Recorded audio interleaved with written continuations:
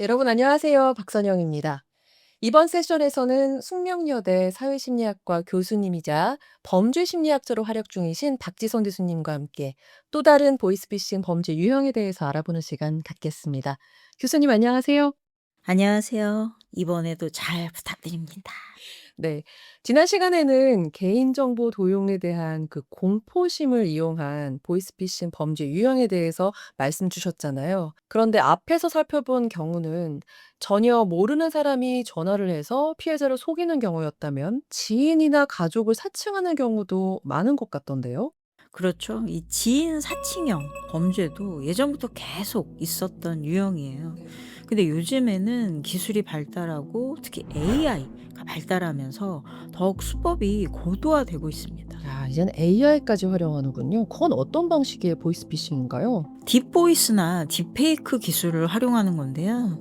딥보이스 같은 경우는 가족이나 지인의 목소리를 복제해서 전화를 걸어서 그 가족인 척 송금을 유도하는 방식이고요. 딥페이크 같은 경우에는 합성 영상으로 마치 가족이나 지인인 것처럼 영상 통화를 해서 경계를 누그러뜨리는 이런 수법을 사용합니다. 그래서 아직은 국내에서 심각한 수준으로 발생하고 있진 않지만 외국에서는 실제로 발생이 되고 있고 또 그래서 국내에서의 우려도 굉장히 높은 상황입니다. 요즘은 진짜 기술이 너무 좋아져서 AI인지 실제인지 구분하기가 어려워지더라고요. 그러니까 이런 사례들도 좀 염두에 두고 조심해야겠네요. 자, 그럼 이번 시간에는 또 다른 유형의 범죄에 대해서 말씀을 주시기로 하셨는데, 우리가 앞선 에피소드에서 예고해 드린 대로 요즘 유독 자주 보이는 대출 간편 신청 광고나 고수익 투자 리딩방 광고를 이용한 보이스피싱 범죄죠. 이런 광고도 사기가 많죠. 네, 사실은 거의 다 사기라고 보셔도 무방한데요. 거의 다요. 네. 네. 그러니까 보통은 대출금이나 투자 수익금 이런 걸 입금을 받으려면 어딘가로 돈을 먼저 입금을 해야 된다. 이런 식으로 속여서 돈을 가로채는 수법입니다. 뉴스에서도 리딩방 얘기 많이 좀 봤습니다. 뭐 비상장 주식 투자 기회입니다. 라든가 뭐 호재가 있다는 말로 현혹해서 투자를 먼저 하게 하고 실제로 막 처음에는 수익이 늘어난 걸 보여줘서 안심하게 신뢰를 얻은 다음에 투자금을 그다음에 많이 넣으면 그다음에 잠적해 버리거나 수익금 받고 싶으면 수수료 내라 뭐 이런 식으로 유도하는 방법인 거죠. 그렇죠. 그러니까 처음에 수익이 늘어나는 거는 보통 예전 사기 피해자들의 돈을 수익처럼 꾸며서 보여주거나 네네. 아예 투자 수익을 체크하는 사이트라면서 조작된 사이트를 보여주면서 속이는 경우도 있어요. 그러니까 이거는 뭐 '내가 얼른 투자해서 수익금을 받아야지.' 하는 이런 심리를 이용해서 뭔가 깊이 생각하지 못하고 돈을 보내게 되는 과정을 이용한 거라는 건 알겠는데, 근데 좀 궁금한 게 대출은 그냥 내가 돈을 빌리는 거잖아요. 이 과정이 어떻게 피해에 이르게 되는 거죠? 구체적인 사례를 하나 말씀드리면서 설명을 드릴게요. 아, 그래, 너도 힘들지. 요즘 경기가 진짜 어렵긴 해. 아, 그래, 괜히 어려운 부탁해서 미안하다. 미안하다 야. 뭐 요즘 소상공인이면 정부에서 지원해주는 대환대출 금리가 괜찮다던데? 그거 한번 알아봐. 그래? 알았어. 그래, 들어가. 어디 보자. 최근에 비슷한 문자를 봤는데. 저도 저금리 대출로 갈아탈 수 있나요?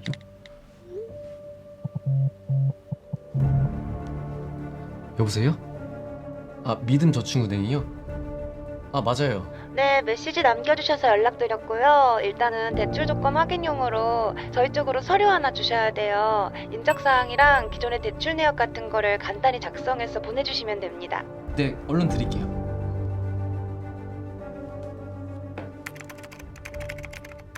아이 금융회사 직원이라는 사람은 사기범인 거죠? 그렇죠. 좀 놀라운 게 휴대폰 화면에도 믿음저축은행이라고 뜨던데 이것도 가짜인 거예요? 네, 이런 식으로 발신자 표시를 조작하는 게 정말 흔한 보이스 피싱 수법 중에 하나입니다. 사실은 해외에서 인터넷으로 발신한 전화인데요.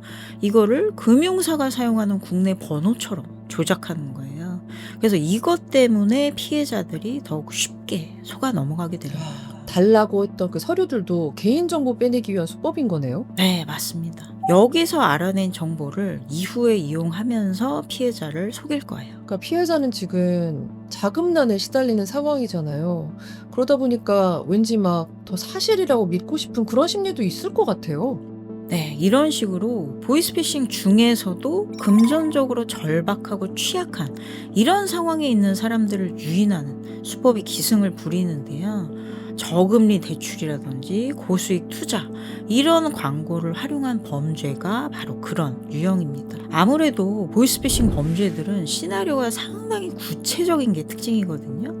그래서 그런 시나리오를 만들 때 그 당시의 사회적인 상황 또 경제적인 패턴 이런 것들을 많이 반영을 하게 돼요. 그래서 사회 전체적으로 경기가 안 좋다라든지 뭐 힘든 상황 이런 경우에는 이런 수법이 더 잘 통할 수가 있죠. 진짜 요즘에 이런 사기 많나 봐요. 되게 많은 데서 들리고요. 특히 경제적으로 힘들 때 금융범죄에 더 쉽게 노출된다는 게 너무 마음이 아픕니다. 네, 이런 시나리오를 접할 때 항상 명심해야 하는 것이 있는데요.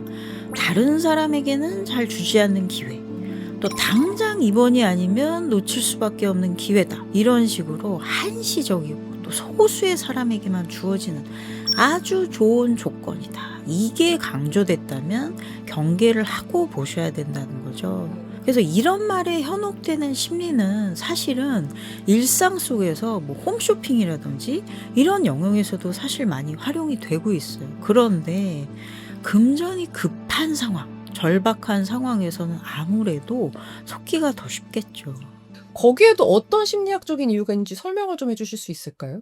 우리가 흔히 터널 비전이라고 부르는 건데요. 네.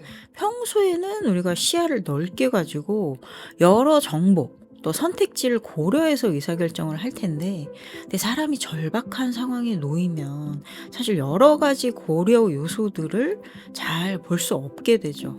그래서 지금 내 눈앞에 펼쳐진 당면한 상황만 보고 결정을 하게 되는 경우가 많고요.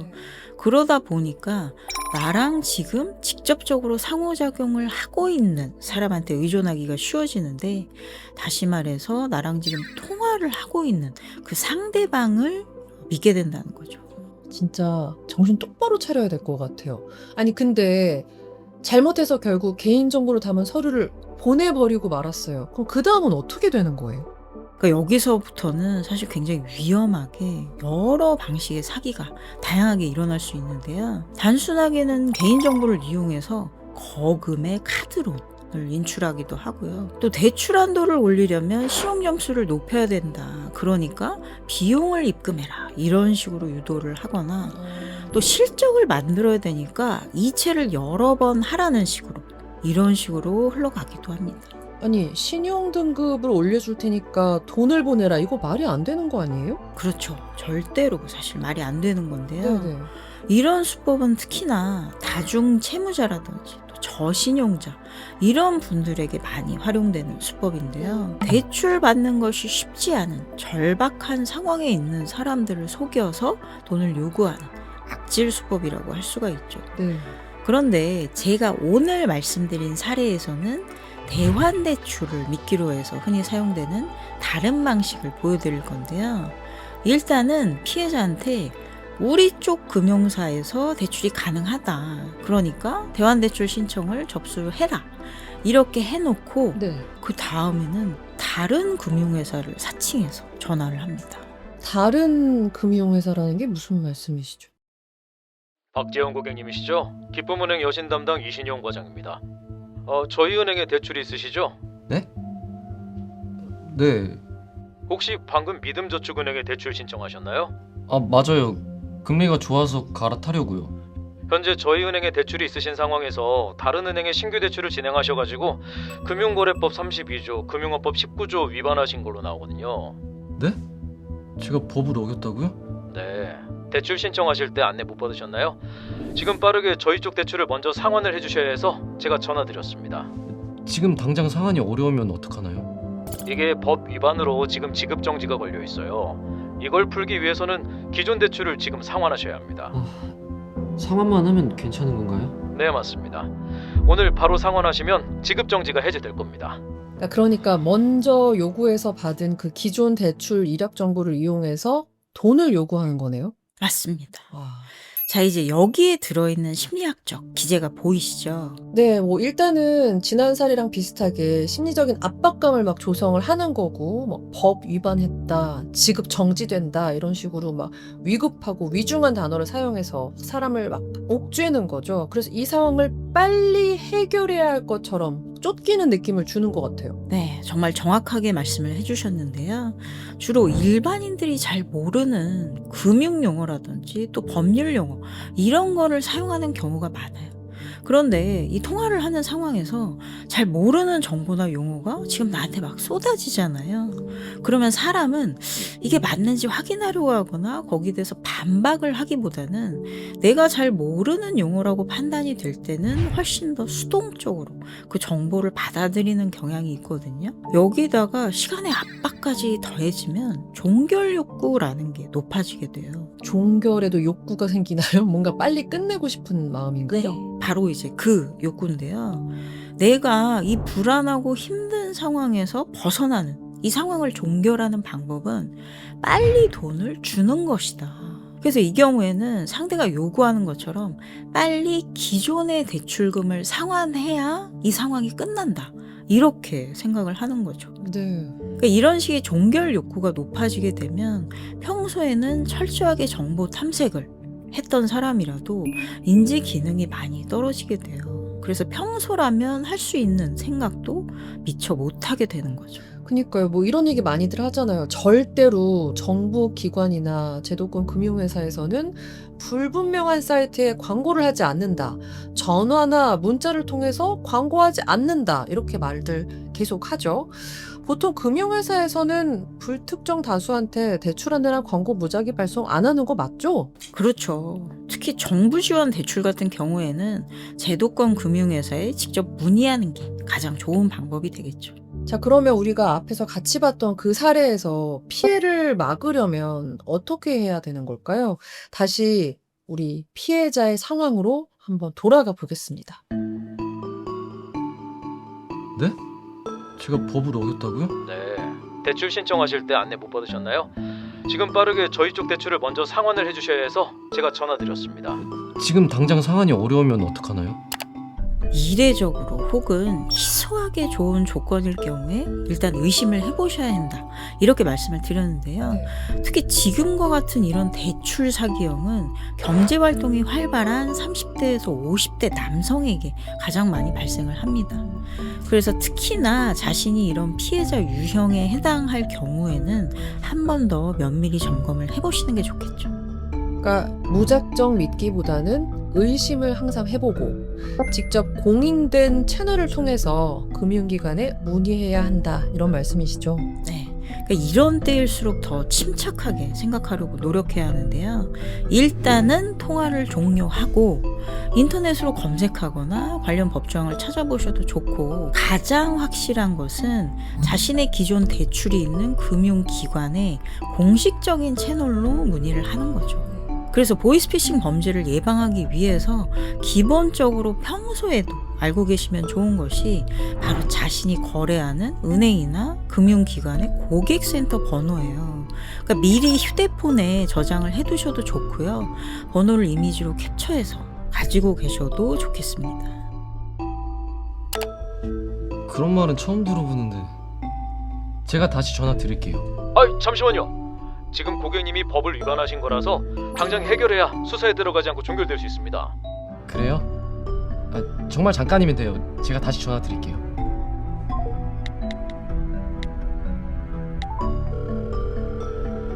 네, 기쁨은행 고객센터입니다. 무엇을 도와드릴까요? 제가 여기서 대출을 받은 게 있는데 혹시 다른 곳에서 낮은 금리로 대한 대출을 받을 경우에 지금 대출에서 남아있는 모든 금액을 상환해야 하나요? 아닙니다, 고객님. 대환 대출을 실행하게 되면 새로 받으신 대출로 기존 대출금을 상환하는 방식으로 진행됩니다. 특정 계좌로 돈을 먼저 상환하라는 요구를 받으셨다면 보이스피싱으로 의심됩니다. 아, 그런 거였군요. 감사합니다. 큰일 날 뻔했다. 사기범이 마지막에 수사를 언급하면서 압박을 해왔지만 흔들리지 않고 직접 금융기관의 공식 채널을 통해서 문의를 하면 이렇게 친절하게 알려주실 거예요. 근데요. 막 안 한다고 했는데 마음이 너무 급해서 결국은 속아 넘어가 버렸어요. 그래서 돈이 이미 넘어가 버린 상황이면 어떻게 해야 하나요? 방법이 있나요? 최근에 보이스피싱 범죄가 워낙 많다 보니까 경찰청에서도 전기통신금융사기 통합신고 대응단을 운영하고 있거든요. 네. 그래서 112로 전화해서 신고를 하시고 지급 정지 요청을 넣으셔야 돼요. 또 평소에 금융감독원 번호 1332 정도는 기억해 두시면 도움이 많이 되죠. 그래서 저번 시간에도 말씀드렸던 것처럼 경찰청이나 금융감독원에서도 보이스피싱에 대응하기 위한 웹사이트를 운영 중입니다. 거기서 피해를 이미 당한 경우에 어떻게 대처를 해야 할지, 또 어디로 연락해야 할지에 대해서도 상세하게 알려주고 있습니다. 피해를 당한 다음에도 해야 할 방법까지 말씀을 주셨습니다.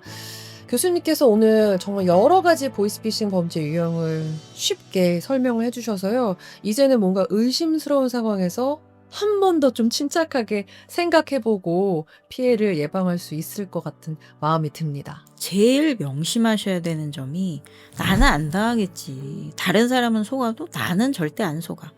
이런 식으로 방심하는 마음에서부터 사실은 범죄 피해 위험이 도사리고 있다는 거죠. 네. 보이스피싱은 더 이상 노년층의 일부만 당하는 범죄가 아니거든요. 노년층 같은 경우는 피해 금액이 큰 경향이 있어요. 그렇지만 최근에는 SNS 사용 시간과 접근성이 높은 젊은 세대들도 보이스피싱 피해가 급증하고 있기 때문에 결과적으로 전 연령대가 피해 위험에 노출이 되어 있습니다. 그렇기 때문에 나도 당할 수 있다. 이 사실을 항상 명심해두고 미리미리 주의하시는 것. 이것을 당부드리고 싶습니다. 한 줄 정리 나왔네요. 지난 시간에는 알면 막을 수 있다.